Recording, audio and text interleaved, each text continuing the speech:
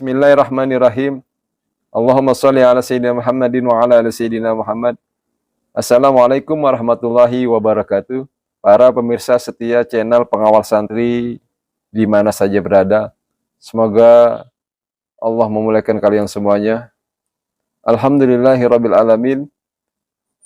Puji serta syukur kehadirat Allah Subhanahu wa taala yang mana kita selalu diberikan berbagai macam nikmat, nikmat sehat, nikmat iman, nikmat Islam, nikmat kekuatan sehingga kita dapat beraktivitas seperti biasa. Tidak lupa saya doakan para pemirsa semuanya, semoga kalian diberikan kemudahan rezeki, kesehatan, kemudahan segala urusan-urusannya, urusan yang kecil maupun urusan yang besar. Baiklah para pemirsa, pada kesempatan kali ini saya akan kembali menyuguhkan video tentang nasab Ba'alawi yang mana akan disampaikan oleh Kiai Haji Muharrar Qudori Ahmad. Kita doakan bersama, semoga beliau diberikan kesehatan, diberikan rezeki, diberikan istiqomah untuk selalu mendidik para santri-santrinya. Salam takjim Pak Yai. Baiklah para pemirsa, kita saksikan video ini sampai selesai agar tidak gagal paham. Nikmati video ini sambil ngopi dan ngudut. Selamat menyaksikan. Monggo. Li'ajami wal Arabi. Tidak ada keutamaan antara orang Ajam dan orang Arab kecuali ketakwaan. Inna akramakum indallahi atqakum. Jelas kan? Lagi pula Rasulullah sudah membuat engkrengan bahwa al ulama warasatul anbiya. Wabir ulama pewaris kanjeng Nabi. Jadi bukan HBE, bukan Habib. Habib tidak pewaris kanjeng Nabi. Siapa bilang Habib pewaris kanjeng Nabi? Seumamanya toh Habib itu adalah min dzurriyyatir Rasul, tentu akhlaknya seperti Rasulullah. Ya memper akhlaknya, peranginya, menunduknya, sifat ngumpet ke nasabe gitu loh. Bukan terus membanggakan nasabnya. Kadang-kadang seperti itu. Pekerjaannya itu loh, diawir dari pintu satu ke pintu yang lain, minta-minta, ngisini, ngaku-ngaku diri kanjeng Nabi, pekerjaannya jaluk-jaluk. Itu saya ngomong itu bukan fitnah. Asli yang kiai tak tanya, bagaimana? Apa pernah panjenengan didhawuhi Habib pernah Kiai. Lho, angger Kiai kok mesti ngomong gitu. Berarti kan kalau memang benar-benar dia Rasul mencemarkan nama baik kanjeng Nabi itu. Apalagi nyampe setelah diteliti jebul-jebul Ubaidillah tidak putranya Sayyid Ahmad. Ini artinya ada penipuan. Kalau ada penipuan, siapapun orang Islam yang mendengar suara saya wajib memahamkan masyarakat. Sebab kalau masyarakat ini tidak dipahamkan bahaya. Kemarin-kemarin penjajahnya Belanda. Belanda sudah lari. Yang masih ada itu kan bawaan Belanda. Belanda datang ke Indonesia kan bawa gaib tuh. Dan itu pun sejarah sudah mencatat itu. Orang ngomong gini nggak berani. Kenapa nggak berani? Memang mereka itu nggak cucunya pendekar, nggak cucunya pejuang. Kalau saya kan kakek-kakek saya pendekar semua. Kebetulan nenek saya ini toh, sama mana panjenengan tak sampaikan toh akan tunduk sama saya. Anak-anaknya ada orang kok nyampe sangare seperti saya. Berarti kan ada merah kan. Kalau anaknya tidak pendekar ya pasti ya meong-meong. Nggak mungkin ya diparani kambing ya lari tadi ya. Rasulullah pernah dawuh, bila mana Fatimah mencuri, ku potong tangannya. Itu bukti bahwasanya anak cucu Rasulullah itu tidak ada yang akhlaknya jelek, tidak ada yang masa gitu? Bukankah dzurriyyah Rasul itu tidak maksum? Benar, dzurriyyah Rasul tidak maksum. Tapi Rasulullah itu basyarun lakal basyar. Manusia tidak seperti manusia biasa. Anak cucunya itu akan dijaga oleh Allah sehingga kelak di akhir zaman itu akan melahirkan apa itu Imam Mahdi. Dan anak kanjeng Nabi ngono iku lho. Ada orang ngaku-ngaku cucune kanjeng Nabi senengane mengklaim ya. Jawa bumi tarim. pintu tarim. Indonesia pintu tarim kan ngawur kan. Pengklaiman yang ngawur kan. Bahkan sebuah kisah-kisah yang gak masuk akal ya. Apalagi ada tadi yang saya bacakan tadi, apa itu? Rasulullah diklaim orang Yaman.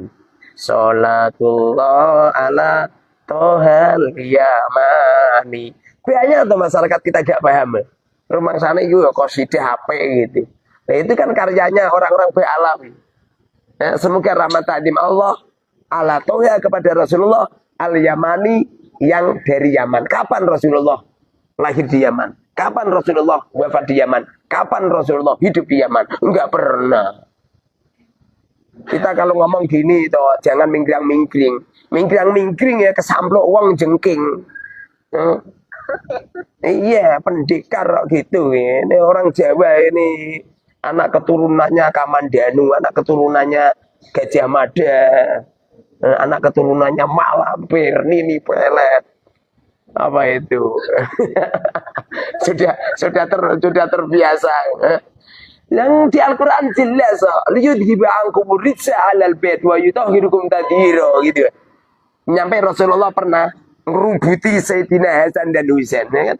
Ngerubuti Sayyidina Fatimah dengan Husain. Lalu Rasulullah menyanjung-nyanjungnya. Kemudian Rasulullah menerangkan ahlul bait Rasulullah itu al-Mustafa wal Murtado wa banahuma wal Fatimah. Jadi Kanjeng Nabi, Sayyidina Ali, Sayyidatina Fatimah, Hasan, Husain. Kalau Hasan, Husain secara otomatis semua dzurriyyah Rasul itu berketurunan Hasan, Husain. Sementara Allah berfirman liyudhiba ankum rijsa. Allah akan menghilangkan rijsun. Rijsun itu ucapan yang jelek, perbuatan yang jelek, namanya rijsun. Ahlul bait. Ahlul bait itu ahline Kanjeng Nabi. Wa yutahhirukum tadhira, dan Allah sucikan mereka. Mosok ahli bait Kanjeng Nabi nak ngomong angger jeplak Gusdur buta hati, buta mata. Coba, ini ada ulama pribumi dijelek-jelekin seperti ini. Bahkan Presiden Republik Indonesia pernah dikatakan presidennya iblis, menteri agamanya dajjal. Coba, ini ada Habib yang menuduh seperti itu. Loh, ngono banser. Ini gelem ngawal Habib ya, keliru dah. Banser itu bisa ngawal Habib.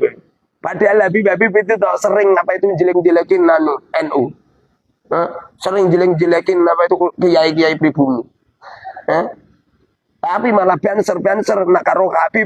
Walah, nak kiai kampung ini kalau datang ke ke pengajian. Banser sing ngaturke paling wong siji wong loro. Coba yang datang Habib.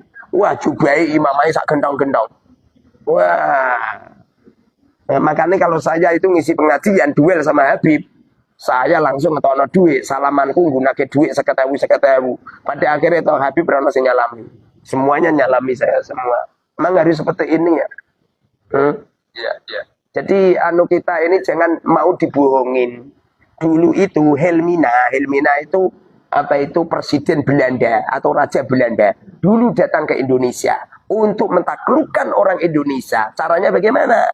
Caranya membuat tandingan. Sebabnya orang Indonesia itu seneng kalau lihat orang juga imaman, serban itu takut dia. Makanya didatangkan Habib dari Yaman.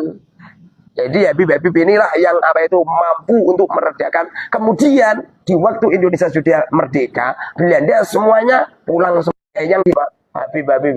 Lawang wiridane Kanjeng Nabi aja diklaim. Rotibul Adat itulah wiridane Kanjeng Nabi itu.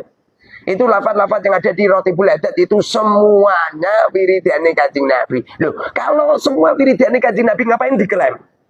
Kalau masalah membuat seperti itu, orang Jawa lah bisa membuat. Tahlil itu kan buatan orang Jawa.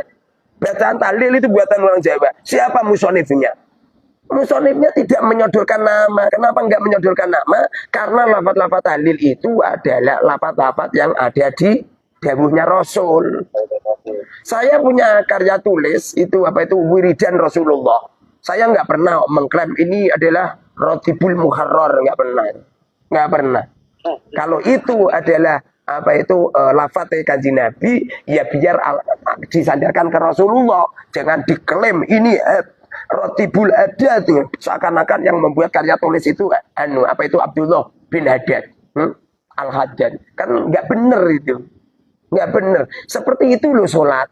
Siapa coba ulama mana yang berani mengklaim bahwa sholat itu pengarang lafaz sholat adalah dirinya? Nggak ada. Kenapa nggak ada? Karena lafaz-lafaz sholat itu dari Rasulullah. Kalau lafaz-lafaz sholat itu dari Rasulullah, siapapun orangnya jangan mengklaim. Ya, saya kalau masalah kitab-kitab yang suka kaji di pondok-pondok kan itu sebagian ada karangan para habaib atau sayyid itu bagaimana untuk kitab-kitab tersebut? Jadi begini, sanad nasab sama sanad ilmu itu beda. Sanad ilmu sampai kapanpun ya kita menyambung, walaupun yang kita ambil adalah dari dunia Rasul atau tidak dunia Rasul, tidak jadi masalah.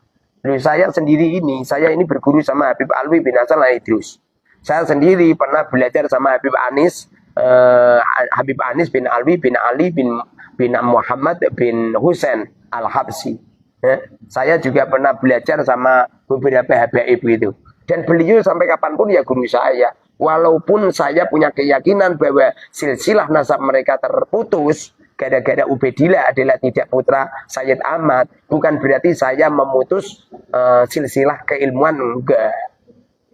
Jadi maaf, kan itu mungkin dari nenek moyang mereka kan pembohong gitu ya. Maaf, pembohong gitu.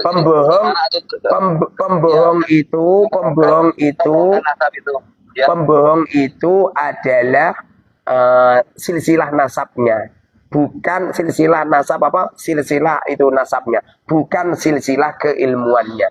Kalau keilmuannya ya masuknya pada takwa. Wa ta'awanu 'alal birri wa taqwa. Tolong menolonglah kamu 'alal birri pada kebaikan wa taqwa dan takwa gitu. Wa la ta'awanu 'alal itsmi wal udwan. Kalau ketakwaan ya sampai kapanpun orangnya, walaupun putranya Abu Jahal yang namanya Ikrimah, berhubung Ikrimah ini orangnya alim, hafidz Quran, pada akhirnya ya dimuliakan Rasulullah dan dimuliakan para sahabat karena keilmuan mereka. Walaupun beliau putranya Abu Jahal. Begitu juga Kan'an ini kan putranya Nabi Nuh. Walaupun mereka putranya Nabi Nuh, kalau akhlak atau akidahnya melenceng, ya nggak bisa. Makanya Allah berfirman, qala ya Nuhu innahu laisa min ahlik. Allah berfirman, wahai Nuh, sesungguhnya Kan'an tidak keluargamu. Makna daripada laisa min ahlik ini adalah tidak keluarga di dalam akidah. Karena akidahnya melenceng. Mereka tidak percaya dengan adanya Allah gitu. Innahu amalun ghairu sholih. Sesungguhnya Kan'an melakukan amal ghairu sholihin, tidak baik gitu. Jadi kalau masalah silsilah keilmuan, ya siapapun tetap nyambung. Wong saya sendiri juga belajar Belajar Safinah. Safinah itu kan karya tulisnya Syekh Salim. Tapi perlu digarisbawahi, Safinah yang dipelajari di Indonesia ini sudah ditaskah oleh ulama-ulama pribumi. Sudah ditaskah oleh Syekh Nawawi Al-Bantani gitu. Begitu juga Sulam Taufik. Sulam Taufik juga sudah ditaskah. Sudah ditaskah. Is'adur Rafiq itu karya tulisnya Syekh Nawawi juga taskah. Jadi karya-karya tulis Ba'alawi yang sudah ditaskah rata-rata dipelajari sama orang pribumi. Saya juga mempelajari kitab Yaqutun Nafis juga, bahkan menjadi mata pelajaran di pondok saya. Tidak cuma itu saja, banyaklah silsilah saya yang lewat Ba'alawi itu banyak juga. Silsilah keilmuan. Jadi kalau silsilah keilmuan, walaupun kita tidak mengakui si fulan adalah dzurriyyati Rasul, bukan berarti terus meruntuhkan. Makanya pendapatnya Gus Kausar nggak benar itu. Orang yang memutus silsilah habaib sama saja meruntuhkan silsilah sanad keilmuan, ngawur itu. Itu Gus Kausar kon mondok menaning Al Mubarok itu. Nggak benar itu. Kadang-kadang orang kan membanggakan, wah ayah saya bin kiai. Kalau masalah bin kiai, ayah saya kiai, kakek saya kiai, buyut saya kiai, cangkah saya kiai, udek-udek siwur saya kiai. Nyampe sananya kiai semua. Nggak usah gitulah. Nggak usah gitu.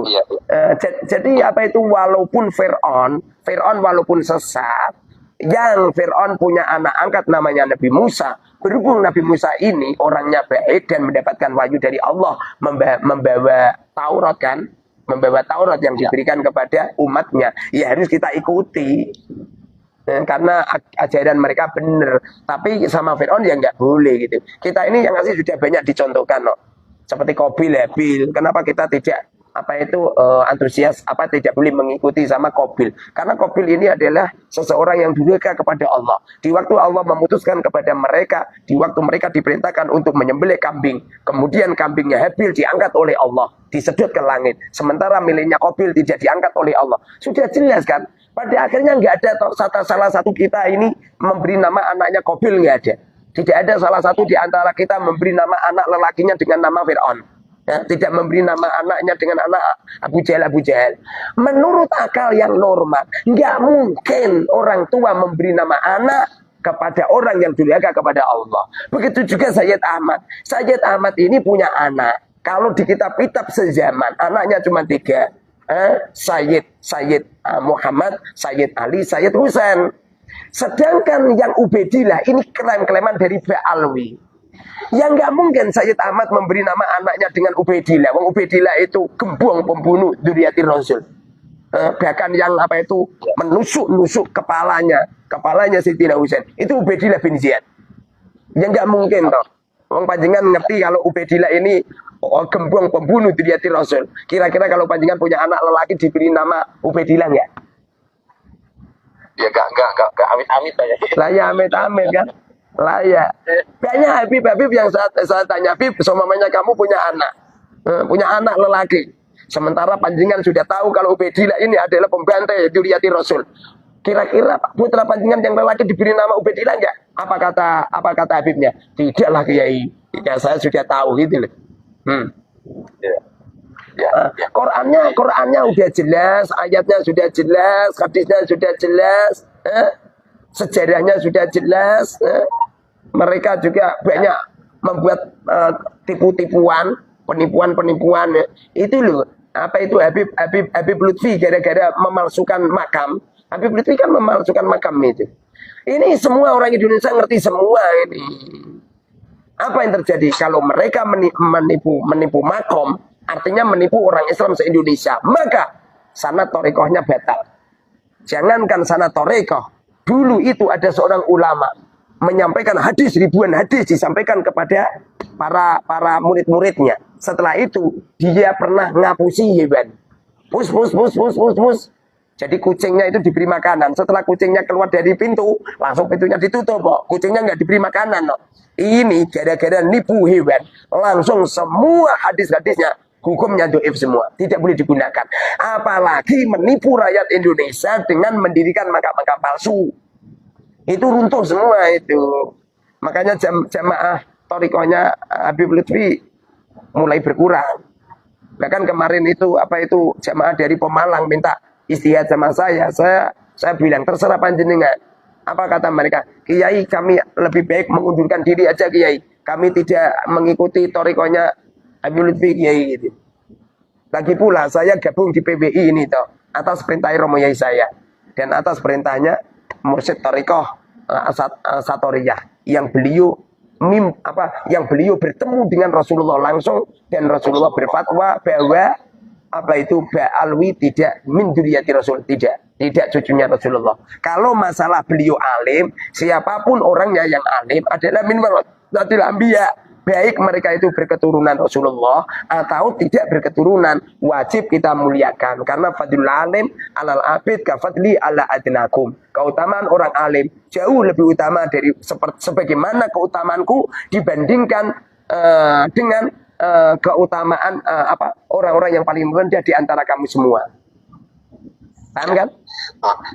Dan ada yang mau ditanyakan Pak Yai. Iya, gimana?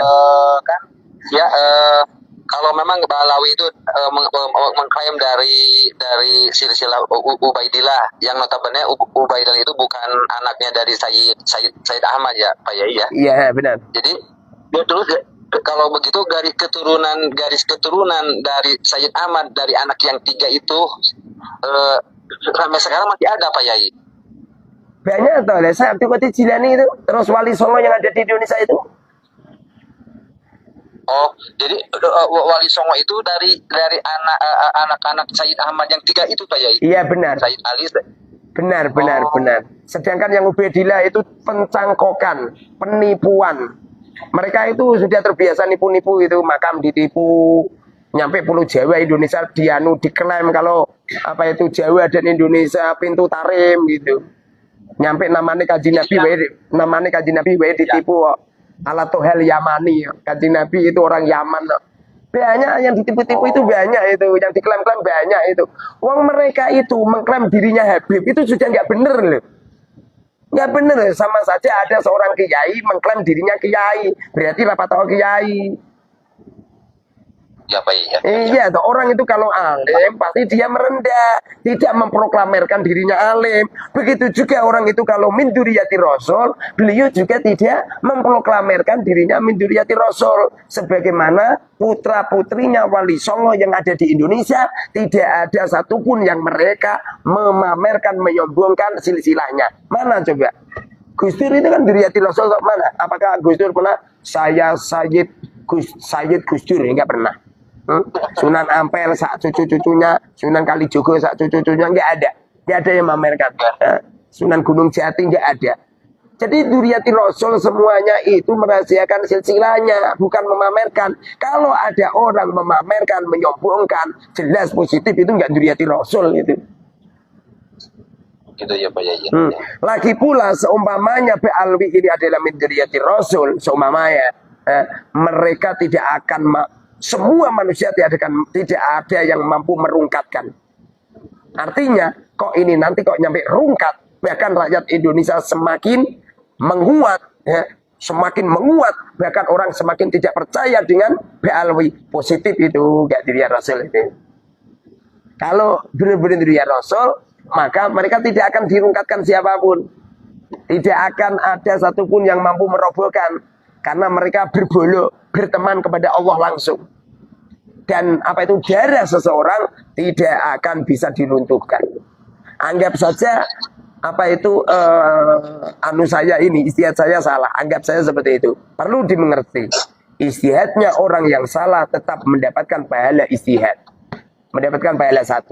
Walaupun apa itu istihadnya salah. Contoh ya, Imam Syafi'i berfatwa kalau menyentuh perempuan batal. Percaya nggak? Ya.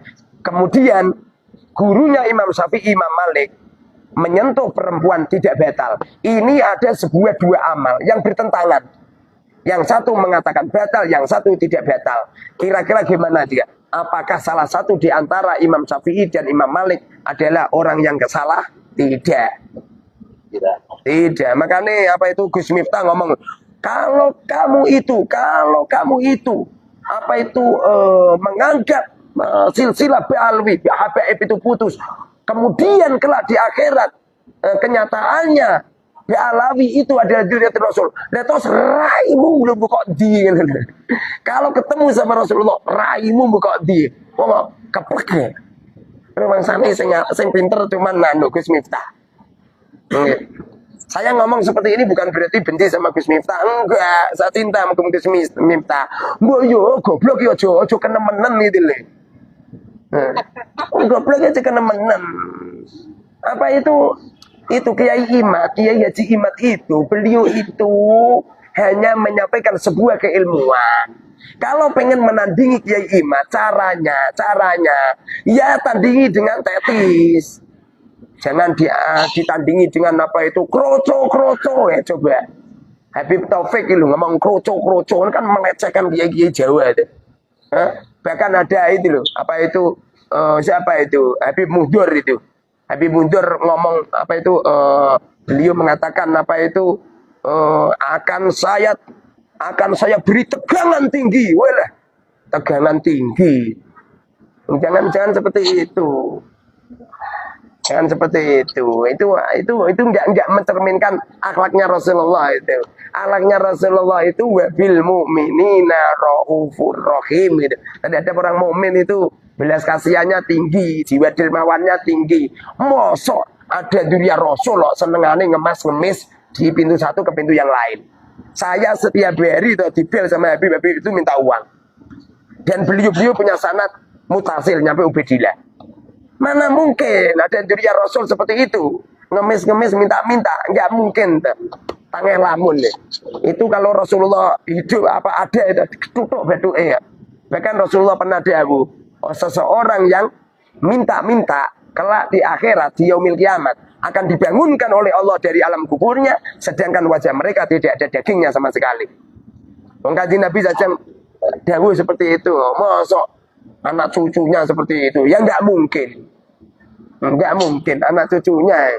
Yo rakyat tangan ya memper-memper itu. Ada buah mangga yang jatuh di sekitar pohon mangga. Apa kira-kira? Ya mangga. Loh, ada buah mangga yang jatuh apa itu buah mauni.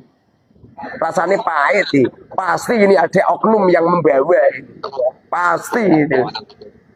Ada kates itu woy kan mesti ini kates loh. Iki ono kates kok woy kok anu durian.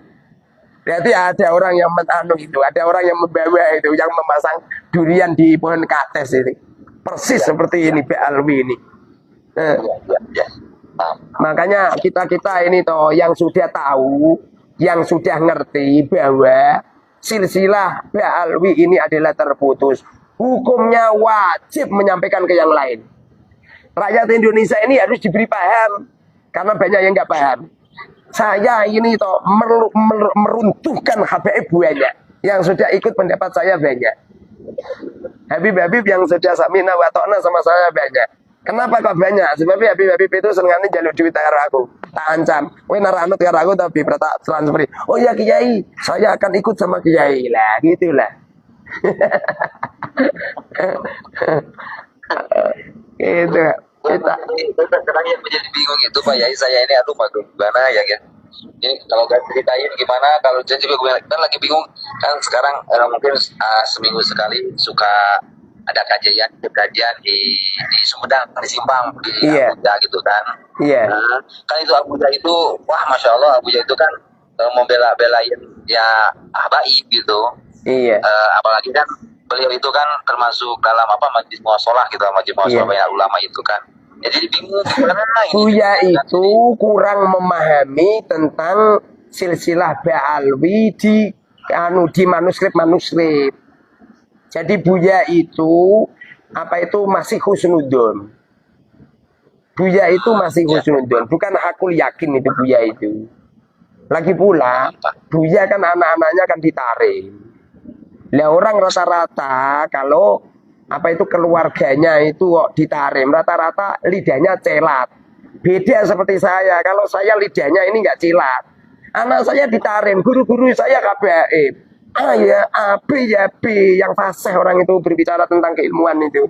Nah kalau Buya itu kan apa itu yang datang ke tempat beliau kan banyak Habib itu loh. Jadi beliau itu ya tetap hormat sama Habib dan beliau tetap husnudzon gitu. Saya walaupun mengatakan bahwa silsilah Ba'alwi ini terputus, bukan berarti saya benci loh. Saya senang saya. Justru saya melakukan seperti ini karena cinta saya sama Habib. Loh kalau saya benci sama Habib, mana mungkin besok saya membawa santri saya 600 santri ke Solo. Besok itu kan ada Habib Ali kan. Saya membawa santri semuanya. Saya sudah nyiapin bis sekian bis. Masya Allah. Masya Allah.